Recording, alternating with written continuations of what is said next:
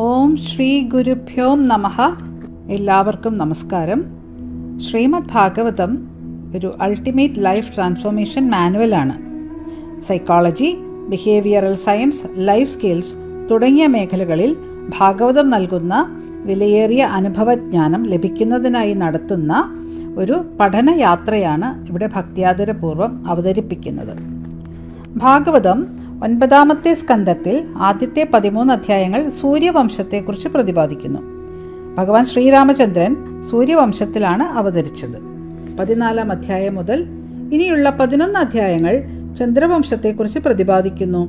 ജഗദ്ഗുരുവായ ഭഗവാൻ ശ്രീകൃഷ്ണൻ ചന്ദ്രവംശത്തിലാണ് അവതരിച്ചത്.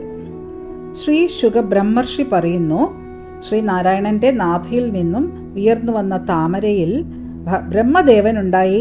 അദ്ദേഹത്തിന്റെ പുത്രനായ അത്രി മഹർഷിയുടെ ആനന്ദ കണ്ണുനീരിൽ അമൃതസ്വരൂപനായ ചന്ദ്രൻ അഥവാ സോമൻ ജനിച്ചു.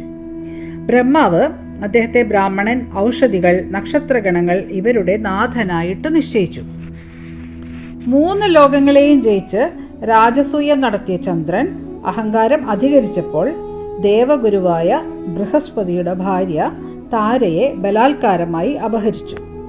പലവട്ടം അപേക്ഷിച്ചിട്ടും ബൃഹസ്പതിക്ക് ഭാര്യയെ തിരികെ നൽകിയില്ല. അങ്ങനെ അനവധി ദേവാസുര യുദ്ധങ്ങൾക്ക് ചന്ദ്രന്റെ ദുർവാശി കാരണമായി. അസുരഗുരുവായ ശുക്രൻ അദ്ദേഹത്തിന്റെ കൂടെയുള്ള അസുരന്മാരും ചന്ദ്രന്റെ പക്ഷം ചേർന്നു. അങ്കിരസിന്റെ ശിഷ്യനാകയാൽ ശ്രീ ശിവനും ഭൂതഗണങ്ങളും മഹേന്ദ്രനും അദ്ദേഹത്തിന്റെ കൂടെയുള്ള ദേവഗണങ്ങളും ബൃഹസ്പതിയോടൊപ്പം ചേർന്നു. അങ്ങനെ എല്ലാവർക്കും നാശകാരണമായ ഒരുപാട് യുദ്ധങ്ങൾ സംഭവിച്ചു. ഈ യുദ്ധത്തെക്കുറിച്ച് അങ്കിരസ് ബ്രഹ്മദേവനെ അറിയിച്ചു. അദ്ദേഹം ചന്ദ്രനെ ശകാരിച്ചു, താരയെ തിരികെ നൽകുവാൻ നിർദ്ദേശിച്ചു. ഭാര്യയെ തിരികെ കിട്ടിയപ്പോൾ അവൾ ഗർഭിണിയാണെന്ന് മനസ്സിലാക്കിയ ബൃഹസ്പതി വല്ലാതെ രോഷാകുലനായി.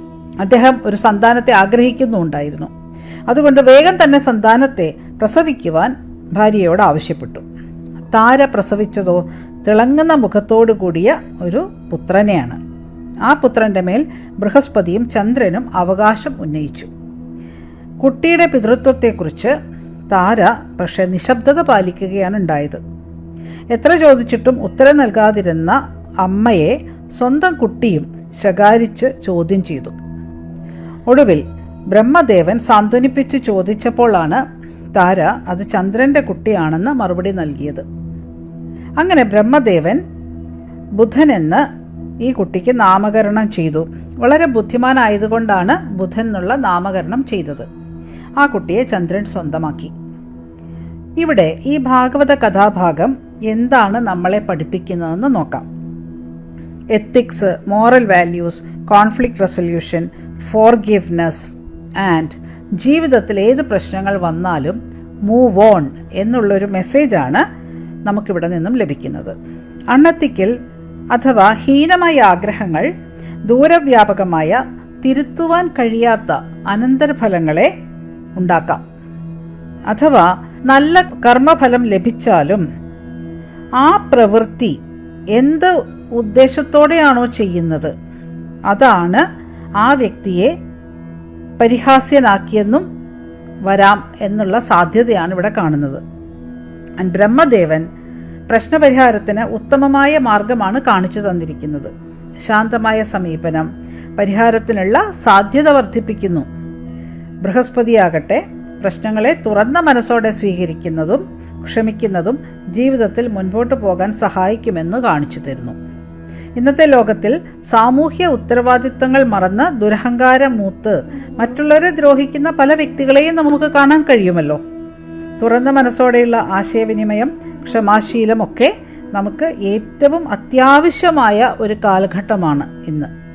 ഇതിനെല്ലാം ഉപരി ബൃഹസ്പതി, ചന്ദ്രൻ, ബുധൻ, ശുക്രൻ തുടങ്ങിയ ഗ്രഹങ്ങളുടെ സംയോഗം ഇവിടെ പറഞ്ഞിരിക്കുന്നു. വേദിക് അസ്ട്രോളജിയിൽ പാണ്ഡിത്യമുള്ളവർക്ക് ഇത് പരിശോധിച്ച് പഠന വിഷയമാക്കാവുന്നതുമാണ്. കാരണം വളരെയധികം ഡീപ്പർ ആയിട്ടുള്ള അർത്ഥതലങ്ങൾ ഭാഗവതത്തിൽ എല്ലായിടത്തും എൻകോഡ് ചെയ്ത് വെച്ചിരിക്കുകയാണ്. അത് ഡീകോഡ് ചെയ്യണമെങ്കിൽ വളരെ സൂക്ഷ്മ ബുദ്ധിയോടുകൂടി തന്നെ അത് അനലൈസ് ചെയ്യേണ്ടതാണ്. എല്ലാവർക്കും നന്ദി. സർവം ശ്രീകൃഷ്ണാർപ്പണമസ്തു.